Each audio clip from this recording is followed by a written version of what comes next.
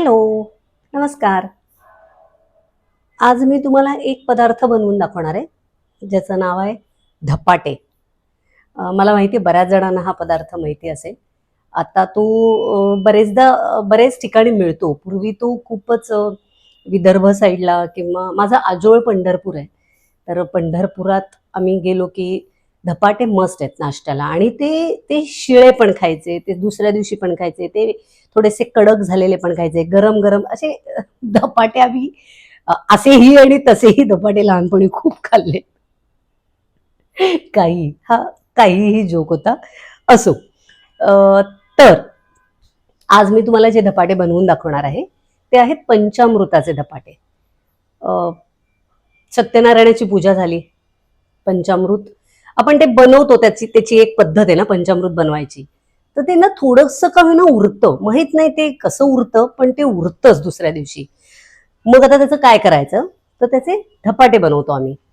आम्ही म्हणजे ही पद्धत माझ्या आईची आहे आणि आईची अशासाठी की मी मगाशी म्हणलं तसं मी माझा आजोळ पंढरपूर असल्यामुळे पांडुरंगाच्या मंदिरातलं जे पंचामृत यायचं घरी प्रसाद म्हणून माझ्या मावशीकडे, माझ्या मामाकडे, माझ्या चुलत मामाकडे, म्हणजे आईच्या काकांकडे, अशा सगळ्यांच्या घरी ते पंचामृत यायचं थोडं थोडं. त्या पंचामृताचे धपाटे बनले जायचे घरी. किती किती काय म्हणूया छान भावना आहे बघा. लहानपणी त्याचं महत्त्व कळत नाही. खेळता खेळता आपण फक्त धपाटे खाल्ले एवढंच काय, ते आज नाश्त्याला काय खाल्लं, आज धपाटे खाल्ले, तर एवढंच त्याच्याविषयी माहिती असायची.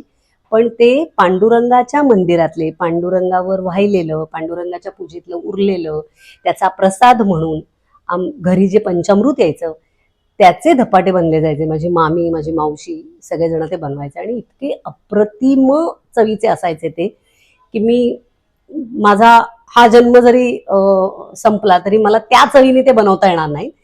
पण मी ती पद्धत आईकडनं शिकले आणि ती मला जशी जमेल तशी मी ती करते. तर आता पांडुरंगाचं नाही, पण सत्यनारायणाच्या पूजेतलं उरलेलं पंचामृत, हे हे आपलं उरलेलं पंचामृत आहे. धपाट्यांसाठी मी ज्वारीचं पीठ घेते. बरेचदा ह्याच्यात अजून काय काय घालतात लोक, पण मी फक्त ज्वारीचंच घेते. 1 वाटी साधारण ज्वारीचं पीठ आहे. मिरची, लसूण, दिसतंय ना तुम्हाला, लसूण, थोडीशी चिरलेली कोथिंबीर, हळद, रंगापुरती फक्त हळद आणि मीठ. हे एवढंच साहित्य आहे. हे सगळं एकत्र करायचं आणि त्याचे धपाटे बनवायचे. ते कसे बनवायचे ते मी सांगते तुम्हाला. पहिल्यांदा मिरची आणि लसूण मी मिक्सरमधनं बारीक करून घेते आणि मग पुढची पद्धत तुम्हाला सांगते. मिरची आणि लसूण मी मिक्सरमधनं बारीक करून घेतलंय. आता हे मी मिक्स करते. मिक्स करताना तुम्हाला दाखवते. त्याचं काही प्रमाण असं नाहीये. तुम्हाला किती तिखट लागेल तेवढी मिरची घालू शकता. आमच्याकडे मी म्हटलं, बरेचदा म्हणते, परत एकदा सांगते, आमच्याकडे जरा कमी तिखट खातात, त्यामुळे मी मिरच्या थोड्या कमी घेतल्या. तुम्हाला मगाशी व्हिडिओत दाखवताना त्या जेवढ्या दिसल्या तेवढ्या सगळ्या मी घेतलेल्या नाहीयेत, कारण या मुळात मिरच्या खूप तिखट आहेत. त्यामुळे एवढ्या सगळ्या घेतल्या नाहीयेत मी. एक मिरची असं दाखवायला मला विचित्र वाटलं म्हणून मी जरा एक 5-6 मिरच्या ठेवल्या. पण ह्या एक अंदाजे 2-2.5 मिरच्या असतील. मिरची आणि लसूण. ओके.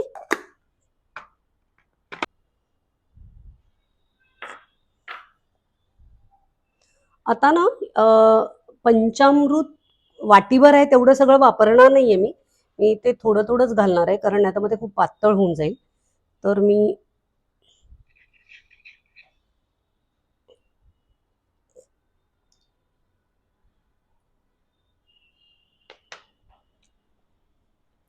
आपण जी मिरची आणि लसूण वाटून घेतले ती,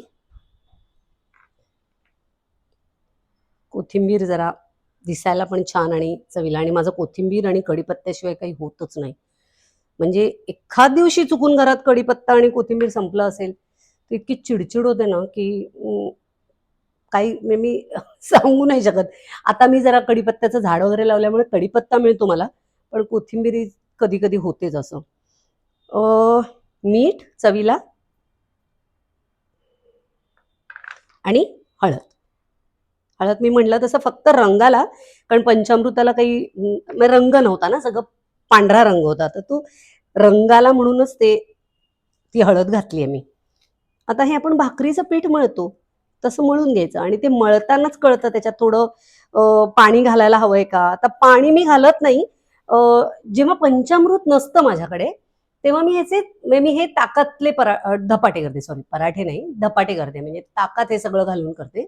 पण आता पंचामृत आहे तर पंचामृताचे तुम्हाला दाखवते. तर मी ह्याच्यात पाण्याच्या ऐवजी हे पंचामृतच घालीन थोडं थोडं, म्हणजे एकतर चवीत फरक पडणार नाही आणि संपेलही.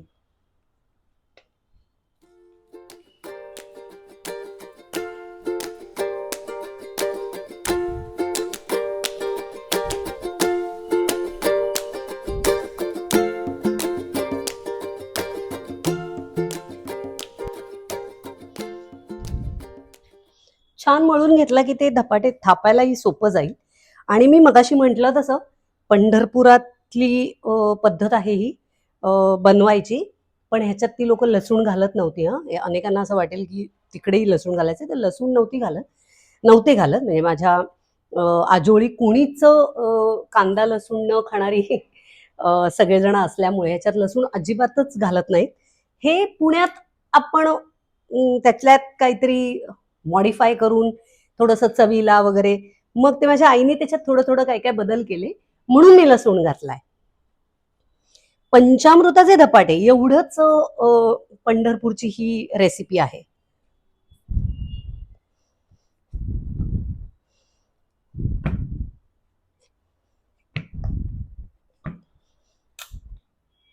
छान गोळा झालेला आहे. आता चला दाखवते मी तुम्हाला. आता असं छान मस्त तो मळून आणि ती भाकरीसारखा आता तो असं तो धपाटा थापून घेणार आहे.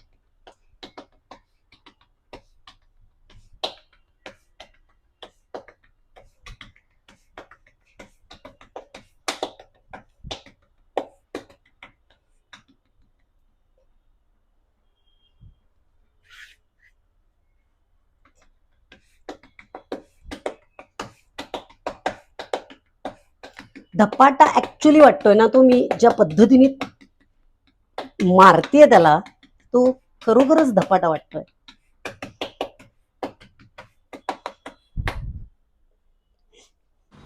तर आता तवा गरम झालाय आणि मी त्याच्यावर हा धपाटा टाकला. जनरली आपण काय करतो तर भाकरी टाकल्यानंतर त्याला पाणी लावून घेतो. इकडे तेल लावून घ्यायचंय का तूप लावून घ्यायचंय.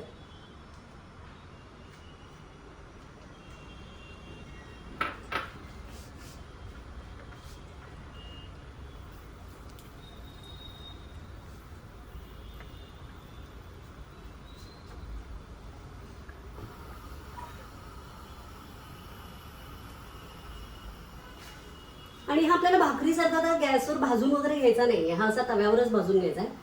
तो मी भाजून तुम्हाला दाखवते, त्याची एक साईड झाल्यानंतर परत दाखवते.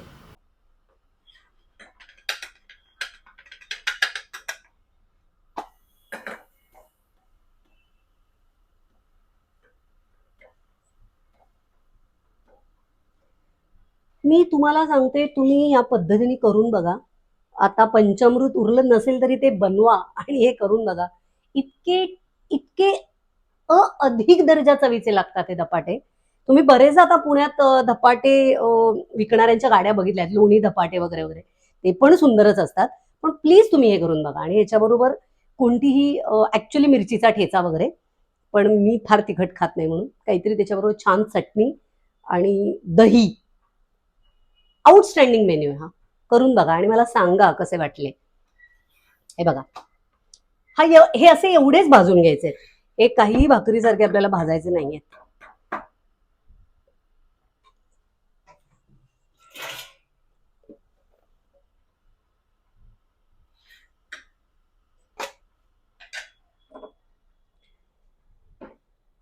माझा धपाटा तयार आहे.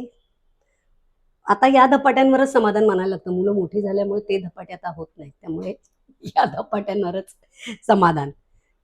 चला,